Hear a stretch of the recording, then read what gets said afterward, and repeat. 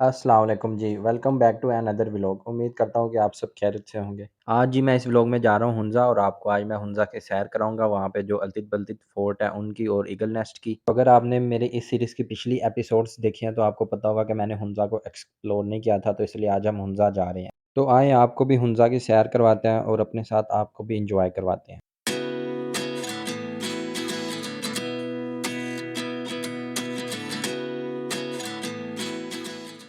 कुछ देर बाद जी मैं पहुंच गया पशुकोंस के व्यू पॉइंट पर और यहाँ पे व्यू इतना कमाल का था जो आप देख सकते हैं। तो जी इतने मज़े के व्यू को एंजॉय करने के लिए मैं यहाँ पर ही बैठ गया। साथ में आज बगैर नाश्ता के वहाँ से चला था और मेरे पास कुछ बादाम थे, तो मैंने सोचा कि यहाँ पे बैठ के साथ बादाम खाते हैं, साथ व्यू एंजॉय करते हैं और आपको भी इतने मज़े का व्यू दिखाते हैं।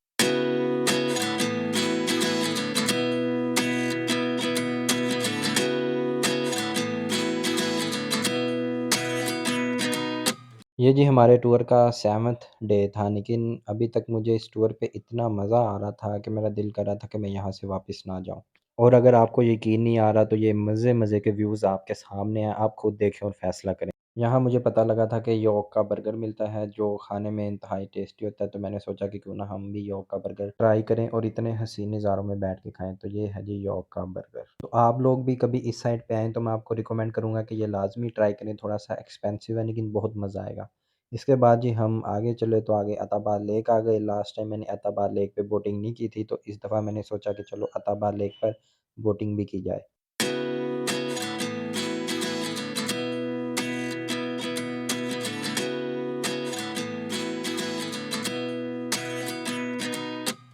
At 29 and I find myself wondering what did happen to the last 10. I ran away with my life, fast forward, never turn back again. Attabad lake पर जी बोटिंग के डिफरेंट ऑप्शंस अवेलेबल हैं। मिनिमम जो single person के लिए boat है वो उसके charges हैं 1500 और 5 मिनट का आपको टाइम दिया जाता है। इसके अलावा बड़ी बोट्स भी हैं जिसमें ज़्यादा लोग बैठ सकते हैं और उसका मेरे ख़्याल से टाइम भी ज़्यादा होता है, तो अगर आप ज़्यादा लोग हैं तो आप वो वाली यूज़ कर सकते हैं।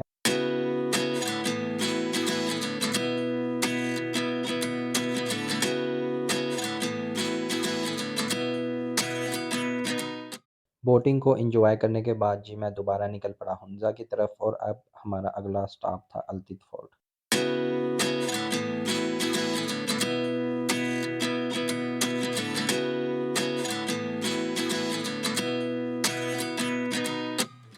29 and I find myself wondering what did happen to the last 10.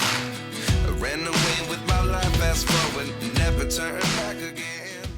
Karimabad की तरफ मुड़ने के बाद मैं अल्तित फोर्ट की तरफ चल पड़ा।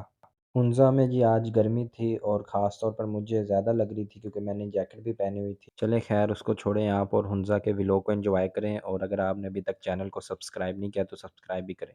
जी हमने अल्तित फोर्ट की टिकट ले ली है।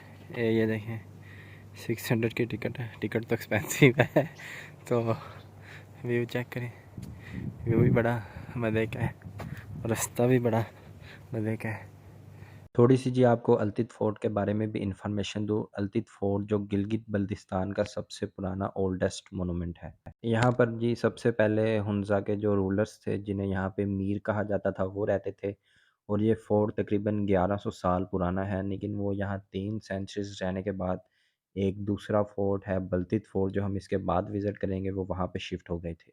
ये जी बुलंदी पर पहाड़ी की रिज पर बनाया हुआ है जहाँ से आपको नीचे सारी वैली नज़र आती है। यहाँ के आपको केकेएच भी नज़र आती है और फोर्ट्स बनाने का पहले मकसद भी यही होता था कि आप उनसे अपने इर्द-गिर्द के इलाकों पे नज़र रख सकें और दुश्मन के आने से पहले आपको पता हो कि दुश्मन आ रहा है। खैर अब तो यहाँ दुश्मन ने नहीं आना, लेकिन अब यहाँ से व्यू बहुत कमाल का आता है कि आप देख के हैरान हो जाते हैं।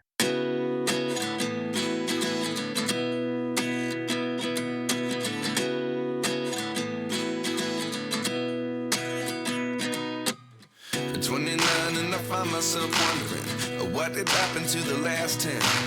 I ran away with my life, fast forward, never turn back again. यहाँ अल्तित फोर्ट को विज़िट करने के बाद अब मैं निकल पड़ा बल्तित फोर्ट की तरफ जो करीमाबाद में वाक़या है। करीमाबाद का बाज़ार भी बहुत खूबसूरत और यहाँ पे जो उस इलाके की सकाफ़त से रिलेटेड चीज़ें हैं उनकी काफ़ी शॉप्स हैं। ये है जी बल्तित फोर्ट। देखने में ये अल्तित से ज़्यादा अच्छा लग रहा है और थोड़ा बड़ा भी है और यहाँ से आप व्यू भी देख सकते हैं। तो अगर आपके पास टाइम कम है तो फिर आप बल्तीत आ जाएं, अगर आपके पास टाइम है तो आप दोनों विज़िट कर लें। और दोनों की टिकट 600 रुपये है, मतलब उसकी 600 अलग है, इसकी 600 अलग है, और जो गाइड के चार्जेस हैं वो आपकी टिकट में शामिल हैं। तो ये जी बल्तीत फोर्ट है, अंदर जाके भी आपको दिखाते हैं, गाइड आ जाए एक दफ़ा। बल्तित फोर्ट के बारे में आपको थोड़ी-सी इन्फॉर्मेशन दूँ कि विकिपीडिया के मुताबिक ये 8th सेंचुरी को बना था और जो यहाँ के मीर थे वो 1945 तक यहाँ रहते थे और उसके बाद उन्होंने इसको छोड़ा और डाउनहिल उन्होंने एक और जो फोर्ट था वहाँ पे शिफ्ट हो गए। इन दोनों फोर्ट्स के बारे में मैं आपको बताता चलूँ कि इन दोनों के जो फोर्ट्स के अंदर दरवाजे थे वो बहुत छोटे-छोटे थे और गाइड मुझे बार-बार कहते थे कि अपना सर का ध्यान रखिएगा। तो मैंने गाइड से पूछा कि इन फोर्ट्स के दरवाजे इतने छोटे-छोटे क्यों हैं? तो उन्होंने मुझे बताया कि एक तो यहाँ पे सर्दी होती है तो इसलिए दरवाजे छोटे बनाए जाते हैं ताकि हवा कम अंदर आए और दूसरी वजह ये है कि अगर कभी दुश्मन इस पे हमला भी कर दे तो दुश्मन ज़्यादा तादाद में अंदर ना आ सके। बल्तित फोर्ट के बाद जी मैं ईगल नेस्ट की तरफ निकला। ईगल नेस्ट की मैंने बहुत ज़्यादा तारीफ़ें सुनी थी तो मैंने सोचा था कि ईगल नेस्ट लाज़मी जाऊँगा। बाइक पे यहाँ आप आसानी से जा सकते हैं। ईगल नेस्ट जी बुलंदी पर वाक़या एक पॉइंट है जहाँ से आपको 7 पीक्स नज़र आती हैं और नीचे हुंज़ा वैली बहुत ही शानदार व्यू में नज़र आती है। तो आइए आपको भी ईगल नेस्ट पे ले चलते हैं और वहाँ से आपको नज़ारा दिखाते हैं। आपको जी ईगल नेस्ट से अपडेट दे रहा हूँ, बाइक पार्किंग में लगा दिया है, वहाँ से फिर थोड़ा सा पैदल चलना पड़ता है, तो पैदल जाते हैं ऊपर और फिर देखते हैं कि इस जगह को ईगल नेस्ट क्यों कहा जाता है और क्या ख़ास बात है इस जगह में कि हर बंदा कहता है कि यार ईगल नेस्ट लाजमी जाना। तो ऊपर जाके देखते हैं जी क्या है इसमें काम की चीज़। जी हम आ गए ईगल नेस्ट पे और व्यू चेक करें, और मेरे ख्याल से इसको इसलिए ईगल नेस्ट कहते हैं कि ये बड़ी बुलंदी पे है और यहाँ से आप मतलब लोकल बता रहा था एक कि 7 पीक्स का आप व्यू ले सकते हैं इधर से, और नीचे आपको पूरी वैली नज़र आती है। ये सन आलमोस्ट ग्रुप हो गया, पहाड़ों के पीछे चला गया, ग्रुप तो नहीं हुआ, और ये सारी यहाँ पे साया हो गया। सिर्फ वो सामने है जी, इसे कहते हैं गोल्डन पीक। सिर्फ इस पे सूरज की रोशनी पड़ रही है और वो रोशनी में बड़ा गोल्डन गोल्डन सा व्यू दे रही है, आप देखें। तो ये है जी यहाँ की फ़ेमस गोल्डन पीक।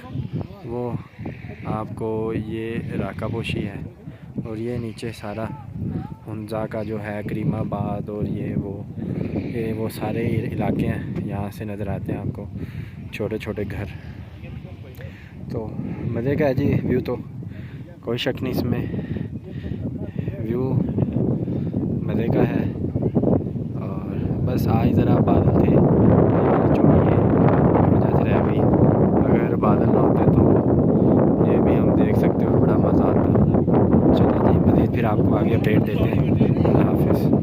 यहाँ जी मैंने टाइम लैप्स के ज़रिए गोल्डन चोटी पर पड़ने वाली सूरज की रोशनी को मद्धम होते हुए कैप्चर करने की कोशिश की है। उम्मीद है कि आपको ये टाइम लैप्स वाली वीडियो पसंद आएगी। तो अगर आपको पसंद आती है तो प्लीज़ आपने इस चैनल को लाजमी सब्सक्राइब करना और दूसरों के साथ शेयर करना है।